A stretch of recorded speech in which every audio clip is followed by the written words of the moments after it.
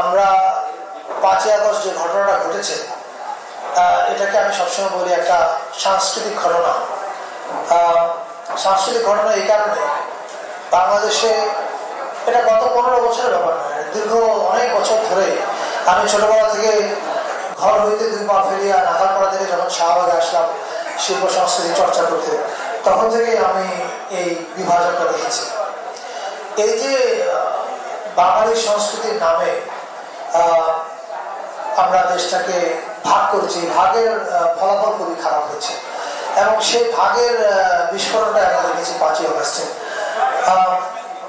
এখন এটা কেন করা হয়েছে আপনারা জানেন, এটার পিছনে রাজনৈতিক উদ্দেশ্য আছে। আমরা মনে করি বিপ্লবের পরবর্তী সময়ে আমাদের সবার দায়িত্ব, শুধু মানে আমাদের মন্ত্রণালয় না, প্রত্যেকের দায়িত্ব হচ্ছে একটা সেতু বন্ধ তৈরি করা, ব্রিজ। যে আমি আমার একটা লেখাতে লিখেছিলাম, রেফারেন্স আমি সব জায়গায় দিই, 2014-তে লিখেছিলাম আমি এই চেতনালয়ে আমরা কি করি। সেখানে আমি বলেছিলাম যে আমি শাহবাগে এসে দেখলাম যে এখানে পূজা নিয়ে কথা বলা যায়, বড়দিন নিয়ে কথা বলা যায়, কিন্তু সর্ববরণ নিয়ে কথা বললে আমাকে খ্যাত মনে করে, ঈদ নিয়ে কথা বললে আমাকে মনে করে যথেষ্ট কালচার না। এই যে একটা জটিল অবস্থা আমরা তৈরি করেছি, এটা বাংলাদেশের কোনো উপকারে আসে না। এখন আমি মনে করি আমাদের সময় এসছে এটা বোঝা যে বাংলাদেশ তো আজকে একদিন এই জায়গায় এসে পৌঁছায়, একটা দীর্ঘ জার্নি, হাজার হাজার বছর ইতিহাস আছে আমাদের, সেই ইতিহাসের সবকিছুই আমাদের।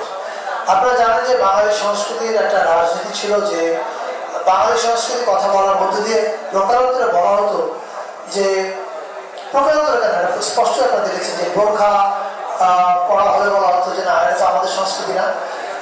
এই যে যাহা কিছু ইসলামী তাহা কিছু আমার সংস্কৃতি না, এটা খুবই বিপজ্জনক একটা কি বলে আদারাইজেশন ছিল, অপরায়ণ। এই অপরায়ণ আমরা যেন উল্টা দিকেও না করি। এটা কিছুদিন আগে শহীদ মিনারে আর মোহাম্মদের স্মরণ সভা আমরা কি কথা বলেছিলাম, আমরা বলেছিলাম যে বাংলাদেশের সবকিছু আমাদের, ঈদ আমাদের, রোজা আমাদের, সেহরি আমাদের। কিন্তু আপনি দেখবেন যে কখনো, যেমন এবার আমি শিল্পকলায় হামনাথের একটা অনুষ্ঠান হয়েছে, ছোট আকারে হয়েছে, আজকে থেকে একটা কাওয়ারের ওয়ার্কশপ চলছে। আমি চেয়েছিলাম এটা আরো বড় করতে 7 দিনে, কিন্তু কালচার সব পেয়েছে আমার এই প্রস্তাব শুনে আমার শিল্পকলার কিছু কর্মকর্তা। কারণ ওনাদের মধ্যে ধারণা হয়েছে যে আমরা শুধু এক ধরনের জিনিসকে গ্রহণ করবো। আমরা মনে করি বিপ্লবের পরে আমাদের শিক্ষা হওয়া উচিত যে কোনো এক ধরন বা কোনো একটা দিকে হেলে যাওয়া সমাধান না। আমি নামাজ পড়বো, আমার এখানে নামাজ, রোজা, সেহরি সবকিছু আমার কালচারের পার্ট। আমার এখানে কেউ পয়লা বৈশাখে যাবে, সেটা কালচারের অংশ। পার্বত্য চট্টগ্রামে চাকমা, তারপরে মগ ভাই বোনেরা আছে, তারা তাদের উৎসবে অংশগ্রহণ করবেন। প্রত্যেকেই যার যার উৎসবে অংশগ্রহণ করবেন। কারো পোশাকের জন্য কেউ ভিলিফাই হবেন না, কারো বিশ্বাসের জন্য কেউ ভিলিফাই হবেন না। এই সংস্কৃতিটা যদি আমরা চালু করতে পারি তাহলে কি হবে জানেন?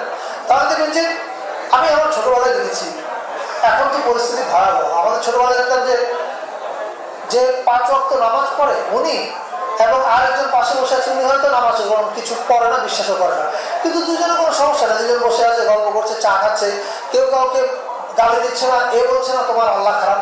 আপনি দেখবেন যে আমাদের অনলাইন এই কি বলে সোশ্যাল মিডিয়ায় আসার পরে আমাদের এই হেট ক্যাম্পেইনটা বেড়ে গেছে যে অবিশ্বাসী সে বিশ্বাসীকে আঘাত করতে চায় যে তুমি বোঝো না, তুমি বোকা। আবার হয়তো বিশ্বাসী আরেক অবিশ্বাসীকে আঘাত করতে চায়। এই দুইটা আঘাতেরই আসলে কোনো ফলাফল নাই।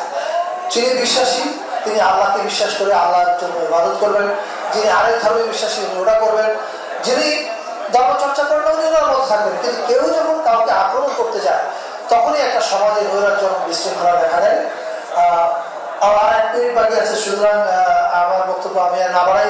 আমি শুধু এই কথাটা বলতে চাই যে আমরা এমন একটা বাংলাদেশ তৈরি করা আমাদের জন্য খুব জরুরি, আমাদের ভবিষ্যৎ বংশধরের জন্য, যেখানে কারো ধর্ম বিশ্বাসের জন্য বা কারো রাজনৈতিক বিশ্বাসের জন্য কেউ ভিরিফাইড হবেন না। বিশ্বাস বা অবিশ্বাস যে কোনো কিছুর জন্য ভিরিফাইড হবেন না। একজন আরেকজনকে শ্রদ্ধা করতে জানতে হবে। ছোটবেলায় আমার আম্মা বলতো, আমার আম্মা খুবই মানে স্কুলে জানেন, নিজে নিজে নামাজ কালাম শিখেছেন, উনি বলতেন যে বাবা তুই যদি কারো সমালোচনা করতে চাস, খুব কড়া সমালোচনা, যদি একটা সালাম দিয়ে ভালোভাবে তাকে বোঝা বলে সে শুনবে। এই কনভারসেশনের জায়গা থেকে আমরা সরে গেছি। আমি আশা করবো আমরা এই কনভারসেশন